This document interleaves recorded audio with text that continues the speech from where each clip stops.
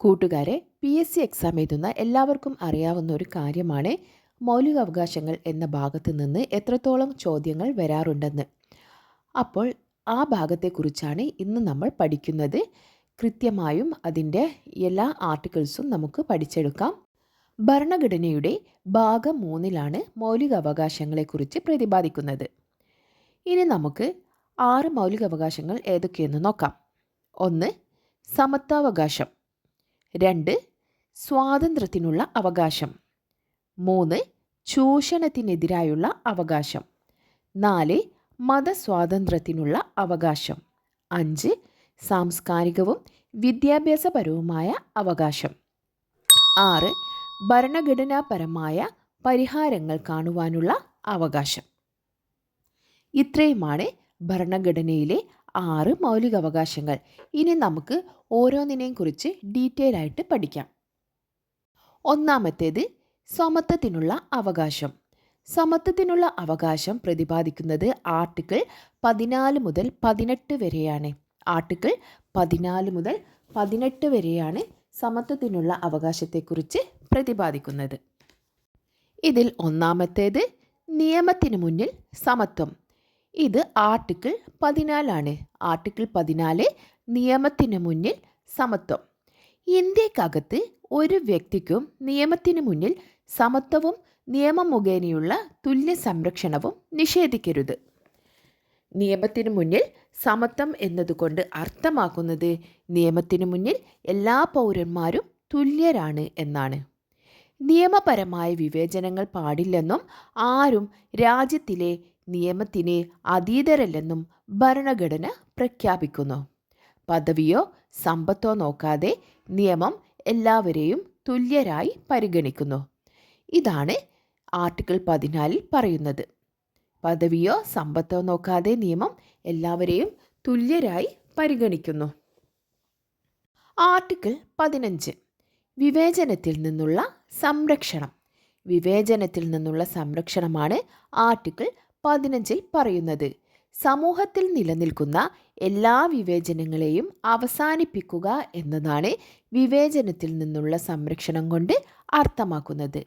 ജാതി, മതം, വിശ്വാസപ്രമാണം, ലിംഗം, ഭാഷ, ജന്മദേശം എന്നിവയുടെ അടിസ്ഥാനത്തിൽ യാതൊരു തരത്തിലുമുള്ള വിവേചനവും പാടില്ല.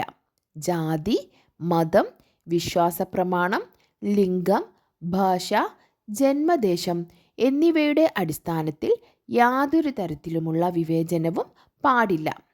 ഇതാണ് ആർട്ടിക്കിൾ 15 പറയുന്നത്. ആർട്ടിക്കിൾ 16 അവസര സമത്വം. അവസര സമത്വമാണ് ആർട്ടിക്കിൾ 16 പറയുന്നത്. പൊതു നിയമനങ്ങളിൽ, അതായത് സർക്കാർ ജോലികളിൽ എല്ലാ പൗരന്മാർക്കും ഭരണഘടന അവസര സമത്വം ഉറപ്പു നൽകുന്നു. പൊതു നിയമനങ്ങളിൽ എല്ലാ പൗരന്മാർക്കും ഭരണഘടന അവസര സമത്വം ഉറപ്പു നൽകുന്നു. ജാതി, മതം, ലിംഗം, ദേശം എന്നിവയുടെ പേരിൽ വിവേചനം പാടില്ലെന്ന് ഭരണഘടന അനുശാസിക്കുന്നു. സർക്കാർ ജോലികളിലുള്ള സ്ഥാനക്കയറ്റങ്ങളിൽ സംവരണം നിർബന്ധമല്ല എന്ന് സുപ്രീം കോടതി വിധിച്ച കേസാണ് BK Pavithra and others vs union of India. BK Pavithra and others vs union of India. അടുത്തത് നമുക്ക് ആർട്ടിക്കിൾ 16 ക്ലോസ് 4 എന്തെന്ന് നോക്കാം. പിന്നോക്ക വിഭാഗത്തിൽപ്പെട്ട ജനവിഭാഗത്തിന് സർക്കാർ സർവീസിൽ മതിയായ പ്രാതിനിധ്യം ലഭിച്ചിട്ടില്ല എന്ന് സ്റ്റേറ്റിന് ബോധ്യപ്പെടുന്ന പക്ഷം ആ വിഭാഗത്തിന് അർഹമായ സംവരണം കൊണ്ടുവരുന്നതിൽ നിന്ന് ഈ വകുപ്പ് സർക്കാരിനെ വിലക്കുന്നില്ല. അതായത് പിന്നോക്ക വിഭാഗത്തിൽപ്പെട്ട ജനവിഭാഗത്തിന് സർക്കാർ സർവീസിൽ മതിയായ പ്രാതിനിധ്യം ലഭിച്ചിട്ടില്ല എന്ന് സ്റ്റേറ്റിന് ബോധ്യപ്പെടുന്ന പക്ഷം ആ വിഭാഗത്തിന് അർഹമായ സംവരണം കൊണ്ടുവരുന്നതിൽ നിന്നും ഈ വകുപ്പ് സർക്കാരിനെ വിലക്കുന്നില്ല. ഇത് പറയുന്നത് ആർട്ടിക്കിൾ 16 ക്ലോസ് 4. ഇതിൻ്റെ കൂടെ പഠിക്കാനുള്ളതാണ് പരിരക്ഷാ വിവേചനം. എന്താണ് പരിരക്ഷാ വിവേചനം? പൊതു നിയമനങ്ങളിൽ എല്ലാ പൗരന്മാർക്കും അവസര സമത്വം ഭരണഘടന നിഷ്കർഷിക്കുന്നുണ്ടെങ്കിലും പല തരത്തിലുള്ള അസമത്വങ്ങൾ നിലനിൽക്കുന്നതിനാൽ സാമൂഹികമായും വിദ്യാഭ്യാസപരമായും പിന്നാക്കം നിൽക്കുന്ന വിഭാഗങ്ങൾക്കും പട്ടികജാതി പട്ടികവർഗങ്ങൾക്കും അനുകൂലമായി നിയമനത്തിൽ സംവരണം ഏർപ്പെടുത്താൻ ഭരണഘടന രാഷ്ട്രത്തിന് അനുമതി നൽകിയിട്ടുണ്ട്. ഇതിനെയാണ് പരിരക്ഷാ വിവേചനം എന്ന് പറയുന്നത്. അടുത്തത് അയിത്ത നിർമാർജനം. ആർട്ടിക്കിൾ 17 അയിത്ത നിർമാർജനം. മഹാത്മാഗാന്ധി കി ജയ് എന്ന മുദ്രാവാക്യത്തോടെ അംഗീകരിക്കപ്പെട്ട ഇന്ത്യൻ ഭരണഘടനയിലെ ആർട്ടിക്കിളാണ് ആർട്ടിക്കിൾ 17. ഇത് ഒരുപാട് പ്രീവിയസ് ഇയർ ക്വസ്റ്റ്യനിൽ വന്നതാണ്. മഹാത്മാഗാന്ധി കി ജയ് എന്ന മുദ്രാവാക്യത്തോടെ അംഗീകരിക്കപ്പെട്ട ഭരണഘടനയിലെ ആർട്ടിക്കിൾ ഏത്? ആർട്ടിക്കിൾ 17. അയിത്ത വിരുദ്ധ നിയമം നിലവിൽ വന്ന തീയതി 1955 ജൂൺ 1. അയിത്ത വിരുദ്ധ നിയമം നിലവിൽ വന്നത് 1955 ജൂൺ 1. അയിത്ത വിരുദ്ധ നിയമം ഭേദഗതി ചെയ്ത വർഷം 1976. ഭേദഗതി ചെയ്തത് 1976. നെക്സ്റ്റ് ആർട്ടിക്കിൾ 18 ബഹുമതികൾ നിർത്തലാക്കൽ. ആർട്ടിക്കിൾ 18 പറയുന്നത് എന്താണ്? ബഹുമതികൾ നിർത്തലാക്കൽ. ഇന്ത്യൻ പൗരന്മാർ രാഷ്ട്രപതിയുടെ അനുവാദമില്ലാതെ വിദേശ രാഷ്ട്രങ്ങളിൽ നിന്ന് ബഹുമതികൾ സ്വീകരിക്കുന്നത് നിരോധിക്കുന്നത് മൗലികാവകാശത്തിലെ ആർട്ടിക്കിൾ 18 പ്രകാരമാണ്. ബഹുമതികൾ സ്വീകരിക്കുന്നതിൽ നിന്നും ഒഴിവാക്കിയിട്ടുള്ളത് സാമൂഹ്യ സാംസ്കാരിക സേവനങ്ങൾക്കും ധീരതയ്ക്കും വ്യക്തികൾക്ക് ബഹുമതികൾ നൽകുന്നതിന് ഭരണഘടന അനുമതി നൽകുന്നു. സാമൂഹ്യ സാംസ്കാരിക സേവനങ്ങൾക്കും ധീരതയ്ക്കും വ്യക്തികൾക്ക് ബഹുമതികൾ നൽകുന്നതിന് ഭരണഘടന അനുമതി നൽകുന്നു. Example മഹാവീരചക്രം, പരമവീരചക്രം, ഭാരതരത്നം, Padmashri.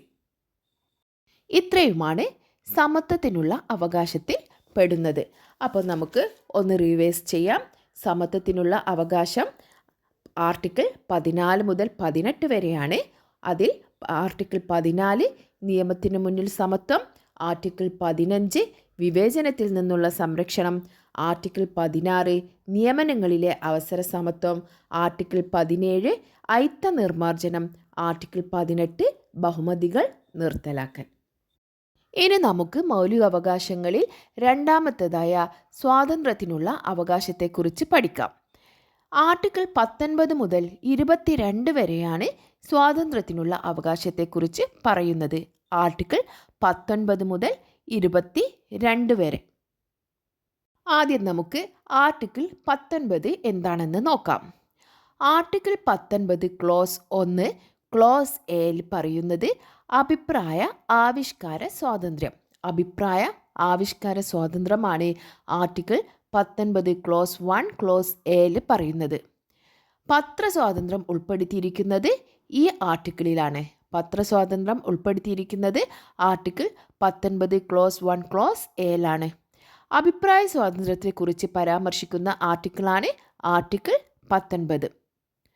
Next article 19 clause 1 clause B സമ്മേളന സ്വാതന്ത്ര്യം. സമ്മേളന സ്വാതന്ത്ര്യം.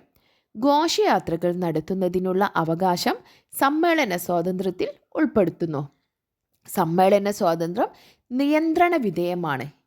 ആയുധങ്ങളില്ലാതെ സമാധാനപരമായി മാത്രമേ സമ്മേളിക്കാൻ പാടുള്ളൂ.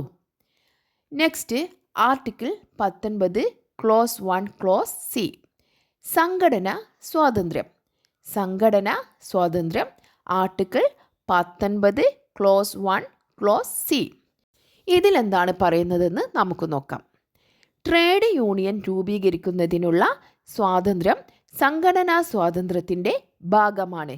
ട്രേഡ് യൂണിയൻ രൂപീകരിക്കുന്നതിനുള്ള സ്വാതന്ത്ര്യം.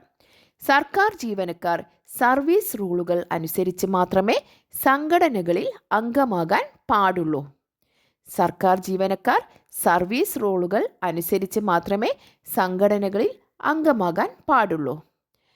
Next article 19 clause 1 close D സഞ്ചാര സ്വാതന്ത്ര്യം.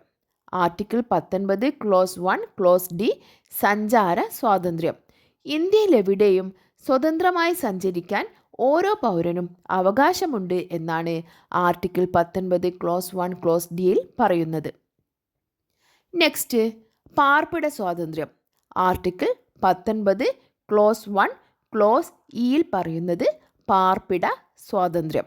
ഇന്ത്യയുടെ ഏതു ഭാഗത്തു പാർക്കുവാനും സ്ഥിരതാമസമാക്കുവാനുമുള്ള അവകാശം പൗരന്മാർക്കുണ്ട്.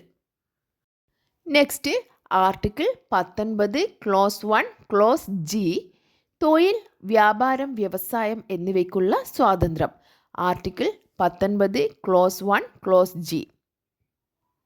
ഇന്ത്യൻ പൗരന്മാർക്ക് ഇഷ്ടമുള്ള തൊഴിൽ സ്വീകരിക്കുന്നതിനും വ്യാപാരമോ വ്യവസായമോ നടത്തുന്നതിനുമുള്ള സ്വാതന്ത്ര്യവും ഭരണഘടന ഉറപ്പു നൽകുന്നു.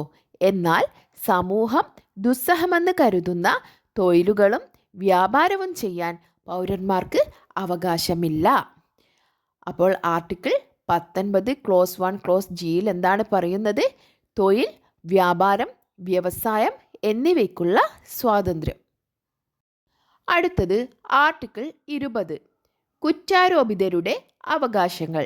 ആർട്ടിക്കിൾ 20, കുറ്റാരോപിതരുടെ അവകാശങ്ങൾ.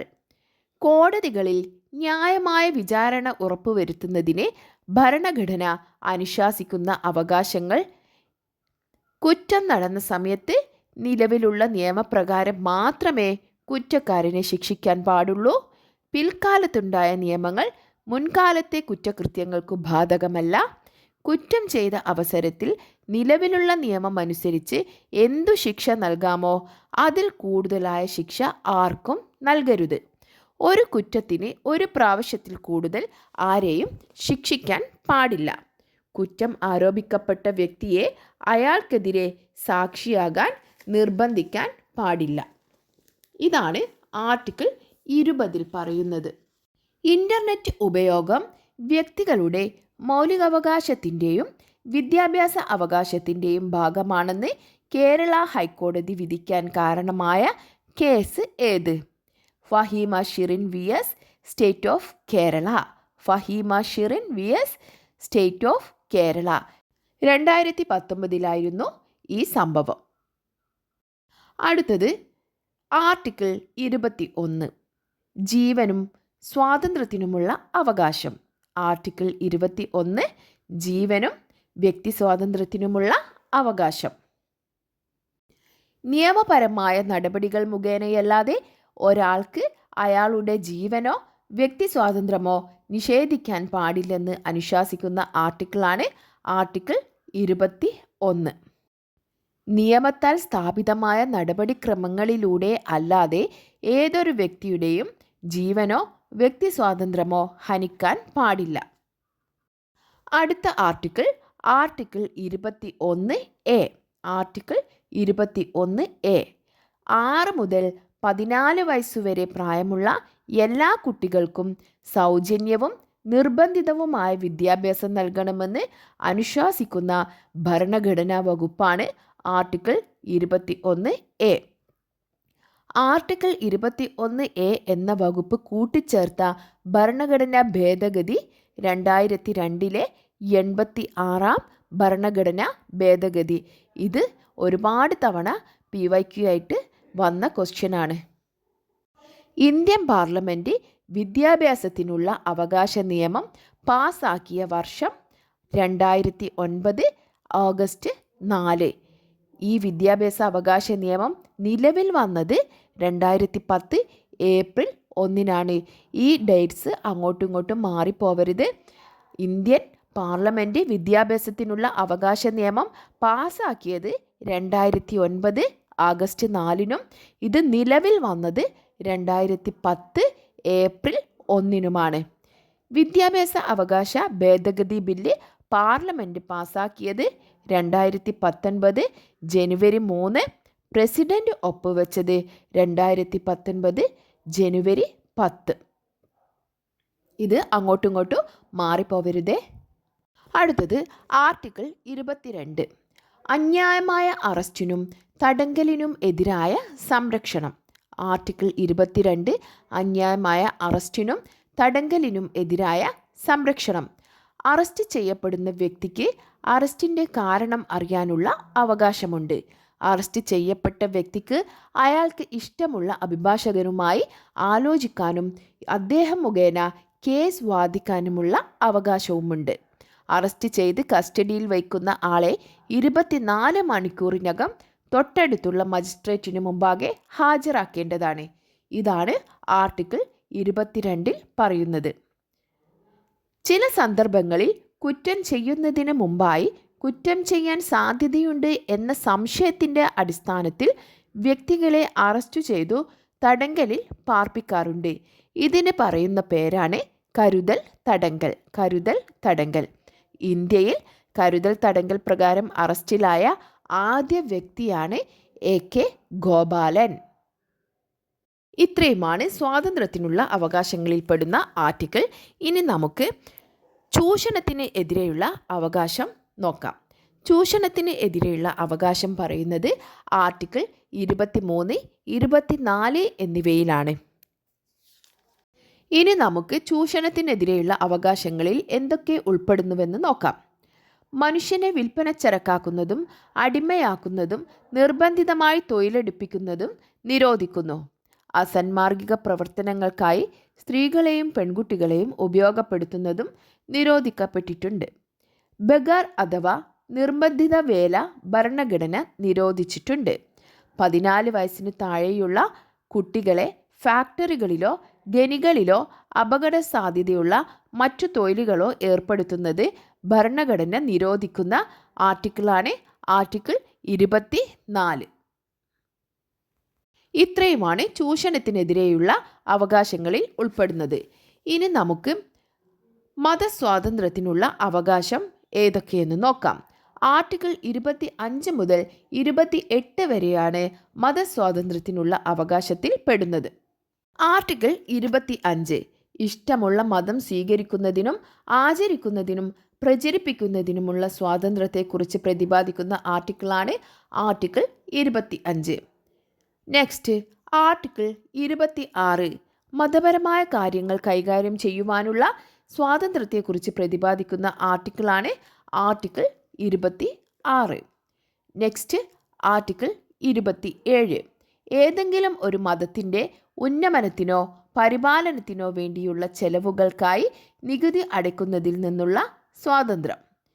ആർട്ടിക്കിൾ 28 വിദ്യാഭ്യാസ സ്ഥാപനങ്ങളിൽ മതപ്രബോധനത്തിലോ മതാരാധനയിലോ പങ്കെടുക്കാനുള്ള സ്വാതന്ത്ര്യം. അതാണ് ആർട്ടിക്കിൾ 28 പറയുന്നത്. ഗവൺമെൻറ്റിൻ്റെ ഉടമസ്ഥതയിലും ഉത്തരവാദിത്തത്തിലുമുള്ള വിദ്യാഭ്യാസ സ്ഥാപനങ്ങളിൽ മതബോധനം നടത്തുന്നത് ഭരണഘടന വിലക്കുന്ന വകുപ്പാണ് ആർട്ടിക്കിൾ 28. അടുത്തത് സാംസ്കാരികവും വിദ്യാഭ്യാസപരവുമായ അവകാശം. ആർട്ടിക്കിൾ 29, 30 എന്നിവയിലാണ് സാംസ്കാരികവും വിദ്യാഭ്യാസപരവുമായ അവകാശത്തെക്കുറിച്ച് പ്രതിപാദിക്കുന്നത്. ഈ വകുപ്പുകൾ പ്രകാരം ഇന്ത്യയുടെ ഏത് ഭാഗത്ത് ജീവിക്കുന്ന പൗരനും സ്വന്തം ഭാഷയും ലിപിയും സംസ്കാരവും സംരക്ഷിക്കുന്നതിനുള്ള അവകാശം ഭരണഘടന ഉറപ്പു നൽകുന്നു. എല്ലാ മതഭാഷാ ന്യൂനപക്ഷങ്ങൾക്കും സ്വന്തമായ വിദ്യാഭ്യാസ സ്ഥാപനങ്ങൾ സ്ഥാപിക്കുന്നതിനും നടത്തിക്കൊണ്ടു പോകുന്നതിനും അവകാശമുണ്ട്. രാഷ്ട്രത്തിൻ്റെ ധനം ഉപയോഗിച്ച് പ്രവർത്തിക്കുന്ന ഒരു വിദ്യാഭ്യാസ സ്ഥാപനത്തിലും ജാതി, മതം, വർഗം, ഭാഷ എന്നിവയുടെ അടിസ്ഥാനത്തിൽ പ്രവേശനം നിഷേധിക്കാൻ പാടില്ല. ഗവൺമെൻറ് വിദ്യാഭ്യാസ സ്ഥാപനങ്ങൾക്ക് ധനസഹായം നൽകുമ്പോൾ ന്യൂനപക്ഷ സമുദായങ്ങളുടെ മാനേജ്മെൻറ്റിനു കീഴിലുള്ള സ്ഥാപനങ്ങളോട് വിവേചനം കാണിക്കാൻ പാടില്ല. ഇത്രയുമാണ് സാംസ്കാരികവും വിദ്യാഭ്യാസപരവുമായ അവകാശം എന്ന ഭാഗത്ത് പറയുന്നത്. ഇനി ഏറ്റവും അവസാനമായി ഭരണഘടനാപരമായ പരിഹാരങ്ങൾക്കുള്ള അവകാശം. ഇത് പ്രതിപാദിക്കുന്നത് ആർട്ടിക്കിൾ 32 മുതൽ 35 വരെയാണ്. ഭരണഘടനാപരമായ പരിഹാരങ്ങൾക്കുള്ള അവകാശത്തെ ഭരണഘടനയുടെ ഹൃദയവും ആത്മാവും എന്ന് വിശേഷിപ്പിച്ചത് ഡോക്ടർ BR അംബേദ്കർ. ഒരു പൗരന് ഏതെങ്കിലും മൗലികാവകാശങ്ങൾ നിഷേധിക്കപ്പെട്ടാൽ അയാൾക്ക് സമീപിക്കാവുന്ന കോടതികളാണ് ഹൈക്കോടതികൾ, സുപ്രീം കോടതി. മൗലികാവകാശങ്ങൾ നടപ്പിലാക്കുന്നതിന് പ്രത്യേക ഉത്തരവുകൾ പുറപ്പെടുവിക്കാനും ഗവൺമെൻറ്റിനു നിർദ്ദേശങ്ങൾ നൽകാനും അധികാരമുള്ള കോടതികളാണ് സുപ്രീം കോടതി, ഹൈക്കോടതികൾ എന്നിവ. കൂട്ടുകാരെ, ഇത്രയുമാണ് മൗലികാവകാശങ്ങൾ എന്ന ഭാഗത്ത് നിന്ന് നമുക്ക് പഠിക്കാനുള്ളത്. എല്ലാവരും ക്ലാസ് കണ്ട് അഭിപ്രായം അറിയിക്കുക.